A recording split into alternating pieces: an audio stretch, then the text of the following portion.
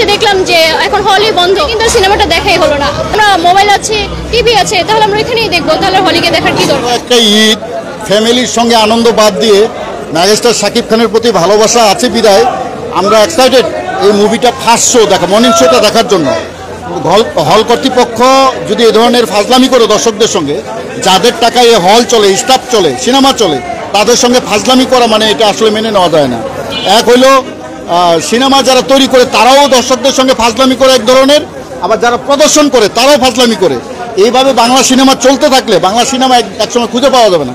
ধরেন যে আজকে আমি 5,000 টাকা খরচ করে আসছি অনেক দূর থেকে, এখন এখান থেকে ফিডব্যাক করতে হলে আমাকে দিনের বেলায় করতে হবে।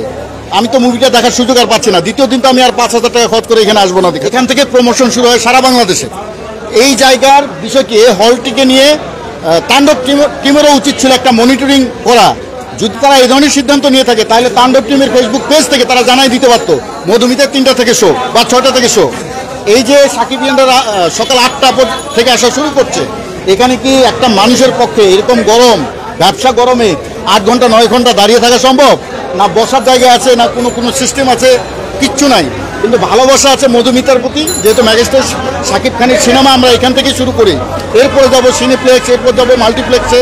যেখানে মেগাস্টার শাকিব খানের মুভি, মেগাস্টার শাকিব খান যদি হেঁটেও চলে সেটাও ব্লকবাস্টার হয়ে যায়। আর তাণ্ডব তো অবশ্যই রায়হান রাফি একটা ম্যাজিক, মেগাস্টার শাকিব খানের একটা ম্যাজিক। আর শুনছি যে কাস্টিংগুলো আছে, যেমন আফজাল ভাই আছে, আফজাল ভাই আমরা অন্তর থেকেই চাই যে আমাদের মেগাস্টার শাকিব খানের মুভি ব্লকবাস্টার কোনো ওয়ার্ল্ড ওয়াইড ছেড়ে যায়, এটাই আমাদের। সকাল 8টা বাজে আসছে, কিন্তু এখন পর্যন্ত একটা টিকিটও পাওয়া যাচ্ছে না। যদি হয় মালিকের আগের থেকে বলতো যে 12টা শো নাই, 3টা শো আছে, তাহলে আমরা একটা প্রস্তুতি নিয়ে আসতাম। আমাদের বাড়িতে তো গরু জব দিতে আসে, ওইখানে তো আমরা কাজ ফালাই আগে থেকে দেখে কেন আসছি। এই যে জায়গায় যে তাণ্ডবের পোস্টার লাগাইছে না, তাণ্ডবের পোস্টারটা লাগাতে হইতো না।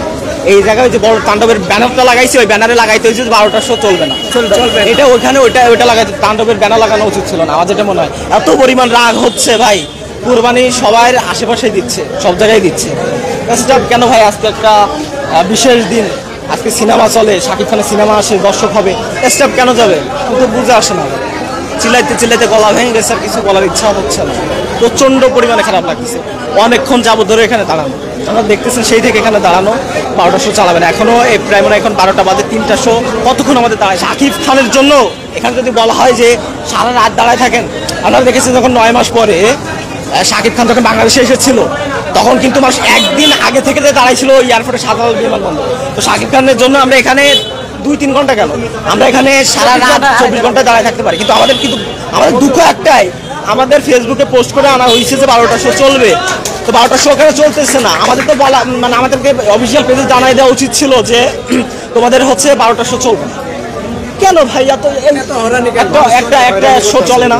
যে লোকরিস একটা শো চলে না? শাকিব খানের সিনেমা ছাড়া ঈদ চলে না। আমার যে পেজ রয়েছে আমি ওখানে বলে আসছি, অনেকে চেনেন, যে শাকিব খানের সিনেমা ছাড়া ঈদ চলে না। আপনি একটা জিনিস দেখেন, অন্য সব মুভি যদি আসতো আপনি এতই দর্শক পেতেন, জীবনও পেতেন না। হয়তোবা এখানে আমরা 90% মানুষ আছে, হয়তোবা 70% 50% মানুষ হতো, কিন্তু এত ওয়েট করতাম না আমরা কখনো। যদি অন্য নায়কের মুভি আসতো কখনো আমরা ওয়েট করতাম না, এত কাজ ফালাইতে এই এত জার্নিং করে আসাটা আমরা এতটা মনে করতাম না। কিন্তু অন্তত ভালোবাসার টান আমরা আছি ভাই, যেহেতু সাকিব ভাইয়াকে আমরা ভালোবাসি মন থেকে, কোনো কারণে আমরা ভালোবাসা। এখানে আমরা তো 100 কোটি, আগে আমরা আমাদের টার্গেট ছিল 100 কোটি, কিন্তু এখন আমরা 100 কোটি না, আমাদের এখন 200, 300, 1000 কোটিও যাবে। আচ্ছা, আমি সোনিয়াটা থেকে এসেছি, অবশ্যই কষ্ট পেয়েছি, এটা জনগণের খুবই ভোগান্তি। আর আমি বলবো হল কর্তৃপক্ষদের যে এরকম ভোগান্তি করা বন্ধ করুন, যেহেতু আমরা বাচ্চা নিয়ে এসেছি, এক্সপেকটেশনও হাই ছিল, আস্তে আস্তে লো হয়ে যাচ্ছে। এটা কিন্তু খুবই আমাদের দর্শককে পিছিয়ে দিচ্ছে, দর্শকের যে মনোভাব এটা কিন্তু পিছিয়ে দিচ্ছে। আমরা যারা সিনেমা দেখি না কিন্তু আগ্রহ নিয়ে আসি দেখতে, এবং এসে দেখলাম যে এখন হলই বন্ধ, তখন আমরা হয়তো ভাবলাম যে হ্যাঁ চলেই যাই, এরপরে কিন্তু সিনেমাটা দেখাই হলো না। এরপরে পরের বার আসার আগে আমরা অবশ্যই ভাববো যে এখনও তো হল বন্ধ থাকতেই পারে, তাহলে আমরা মোবাইল আছে, টিভি আছে, তাহলে আমরা এখানেই দেখবো, তাহলে হলে গিয়ে দেখার কি নিয়ে এসেছিলাম। কিন্তু এখন তো আসাটা হচ্ছে না, এখন দেখি কিছুক্ষণ ওয়েট করবো, এরপরেও যদি টিকিট না দেয় তাহলে মনে হয় না যে সিনেমাটা এরপরে দেখা হবে কিনা, সিউরিটি নেই।